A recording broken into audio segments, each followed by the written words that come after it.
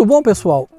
Hoje o nosso Cine Oficina é direto da Serra Gaúcha, num cenário bucólico e inspirador para vocês. Eu sou Marcelo Pino e tenho prêmios no Brasil e no exterior em publicidade e no exterior como diretor e roteirista. E vamos ao que interessa, que é o assunto de hoje. O assunto de hoje é DOC também é arte e entretenimento. E o Cine Oficina, dessa vez, vai apresentar para vocês um assunto que é muito interessante. Eu acho que o streaming e o Netflix, principalmente, pelo menos é o que eu tenho mais contato, quebraram o preconceito em relação aos documentários e trouxeram o gênero para a vitrine. E colocaram eles junto com as grandes produções de filmes e séries.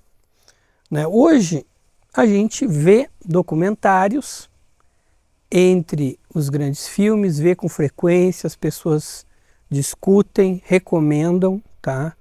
Algo que antigamente a gente só via em canais estilo chapa branca, né? E geralmente eram documentários relativamente duvidosos e também pautados por alguma ideologia, né? Era difícil a gente ter acesso a bons documentários, era uma exceção. Hoje já não é, né? Tu vai nos streamings e tu tem o segmento documentário ali. E em alguns streamings o documentário é muito forte. O Netflix, por exemplo, né? Então, isso posto, o tema de hoje é mostrar como o documentário ganhou força e passa a ser parte de arte e entretenimento muito forte na produção audiovisual. E também como ele vai influenciar e pode nos ensinar no momento de fazer literatura e de fazer roteiro. A gente pode aprender muito assistindo o documentário, certo? E por acaso, devido ao tema de um dos documentários, também vai nos falar muito sobre jornalismo. Exatamente, o jornalismo que é muito importante quando a gente fala de uma sociedade sólida e democrática. E jornalismo que está sendo extremamente agredido nos dias de hoje. E calma, meu caro colega, se você é daqueles que diz que eu não posso abordar o termo jornalismo, né? Que eu não posso opinar sobre o assunto, mas eu fiz comunicação, eu sou uma pessoa que leio 2 jornais desde os 13 anos, né? Vejo programas jornalísticos desde essa época e discuto sobre o assunto com pessoas muito bem letradas sobre o tema. E vejam, eu não disse telejornais, eu disse programas jornalísticos, tá? Eu sou do tempo em que os jornais tinham ombudsman. Eu não sei se você sabe o que é isso, mas vale pesquisar. E eu acho que é uma figura que falta muito nas redações de hoje. Com certeza ele seria demitido a cada semana, porque os absurdos que se cometem hoje são imensos, tá? Então, antes de me criticar, caso era a tua intenção, busque ler os manuais dos grandes e sólidos jornais dos anos 90, dos anos 80, tá? Verificar se aquilo que se pautava naquela época está sendo cumprido, tá? E não foque no emissário, não mate o emissário.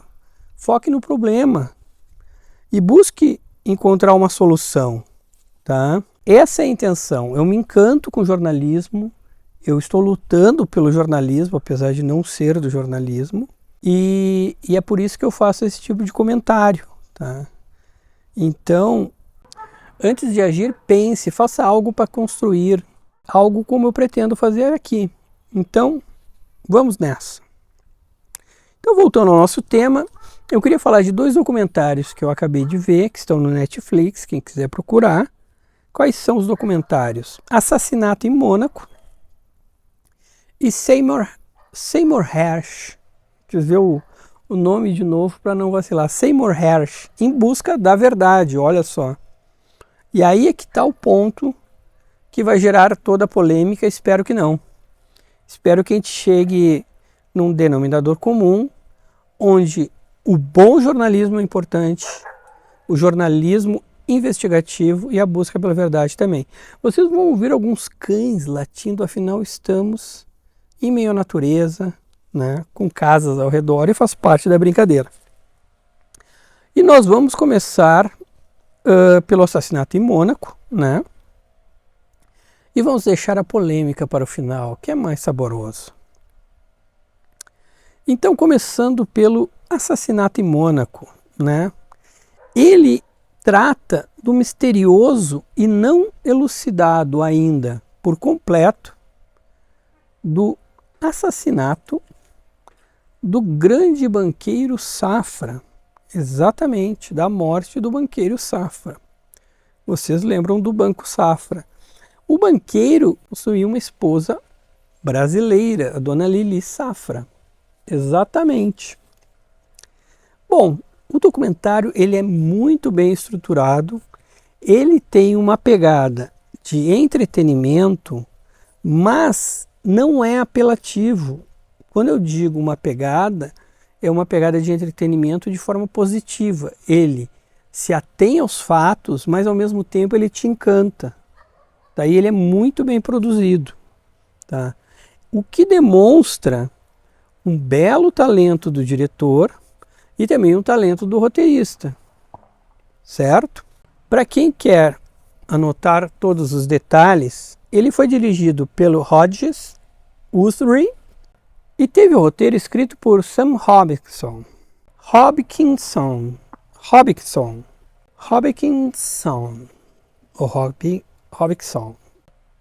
Eu sou ruim com esses nomes, né? Eu tenho que treinar um pouco mais. Na minha primeira oficina de literatura, do Cine Oficina, eu tive uma aluna que ia fazer um documentário, estava fazendo um documentário, inclusive, e ela insistia que não precisava saber de dramaturgia para realizar seu documentário, né? Mas, ao mesmo tempo, quanto mais ela sabia de dramaturgia e via o processo de construção do texto, ela via como o texto ficava mais envolvente, mais interessante e como a história dela poderia ser muito mais arrebatadora. Porém, como ela se negava a querer aprender o processo, ela não conseguia fazer. E quando eu demonstrava para ela como seria o documentário dela a partir de uma visão de dramaturgia, obedecendo aos fatos, ela ficava encantada. Só que ela não conseguia reproduzir. É interessante isso. Não adianta tu negar a verdade. A verdade é que existe um processo técnico que vai deixar o teu produto, não interessa se ele for artístico ou não, muito mais encantador. É um fato. Bom, então é por isso que eu sempre bato numa tecla que eu vejo na formação dos roteiristas brasileiros, tá? E é uma sensação que eu tenho. Eu não saí a campo, né, para fazer uma análise profunda, eu não tenho números para embasar esta minha teoria, tá? E nem quero, eu tenho coisas mais interessantes para fazer, né? Mas o que acontece? Eu acredito que muitos dos roteiristas deixem de trabalhar essa primeira parte da formação, que é o domínio da narrativa, passem diretamente para a execução do roteiro, como ela gostaria, por exemplo, e eles pulam parte da sua formação, né? Coisa que não acontece lá fora. E aí, com uma formação pela metade, o resultado também vem pela metade. Não é por acaso que o Brasil tem uma dificuldade muito grande em ter grandes resultados em longas, tá? Como eu sempre digo, o cinema argentino produz muito mais e com muito mais qualidade que nós. O cinema espanhol, o cinema francês e por aí vai. Está na hora de a gente começar a repensar várias coisas no nosso cinema. E isso tem a ver em repensar também a formação de base. É uma sugestão. Outro ponto interessante é que o documentário também extrapola o caso do Banco Safra, certo? E isso acontece a partir da relação do diretor com uma das pessoas envolvidas no acontecido, tá? Acredito que o roteirista e o diretor decidiram ter o diretor como o narrador até mesmo por esse fato, tá? Por quê? Porque a partir desse episódio seria muito complicado, penso eu, inserir o diretor no meio do documentário se já houvesse um narrador explicando o que estava acontecendo e tudo mais, né? Não sei exatamente como foi o processo, tá? Mas geralmente num documentário ele não ocorre como num filme, né? Onde pelo menos tu já tem um roteiro muito bem estruturado. Ele sofre alterações e todos nós sabemos que às vezes sofre muitas alterações, tá? Mas o documentário, o processo do documentário ele é ainda mais caótico, porque ele sofre com os depoimentos. Ele avança e ele pode avançar e retroceder a partir dos depoimentos que tu vai colhendo, né? Ou às vezes tu tem que até voltar para a pessoa que tu já pegou o depoimento e colher outros depoimentos, né? Então ele é bem mais caótico também, a partir de um ponto de vista, tá? Então, aqui a gente tem uma questão interessante, tá? Por quê? Porque tu tem o diretor como narrador, tá? Contando o processo, né, do Banco Safra, e num determinado momento ele faz um alerta.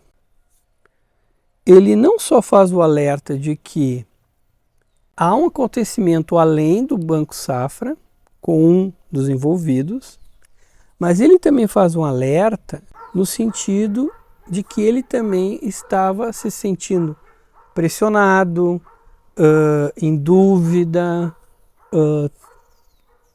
meio que com seus sentimentos,